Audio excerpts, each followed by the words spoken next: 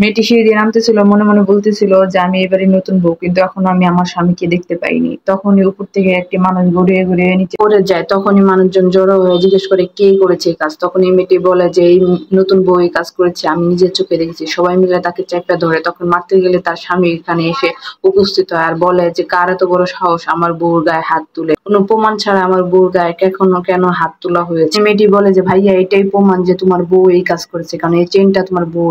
তখন সে তার স্ত্রীকে জিজ্ঞেস করে তোমার কাছে কি কোনো প্রমাণ আছে যাতে তুমি নির্দোষ প্রমাণ করতে পারো? কয় হ্যাঁ আমার কাছেও একটি প্রমাণ আছে। তখন সবাই মিলে ওই প্রমাণটি চায়। তখনই সে তার শ্বশুরকে এই প্রমাণটি দেয়।